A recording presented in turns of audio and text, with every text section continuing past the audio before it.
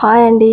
Happy Sankashti. ఈరోజు సంకటహర చతుర్థి కదండి. ఇంకా నేనైతే ఇంట్లో పనులన్నీ చక్కబెట్టుకొని ఇంకా పూజ అయితే ఇలా చేసుకున్నానండి. ఇంకా అర్క గణపతికి అభిషేకం చేసుకొని పసుపు గణపతిని కూడా చేసుకొని చక్కగా పూజ చేసి సంకటహర గణేష స్తోత్రం చదువుకున్నానండి. ఇంకా దీపాలు ముట్టించి ధూప నైవేద్యాలు చూపెట్టి మంగళహారతి నీరాజనం కూడా ఇచ్చానండి స్వామివారికి. ఇంకా చల్లగా రక్షించవయ్యా అని వేడుకున్నానండి.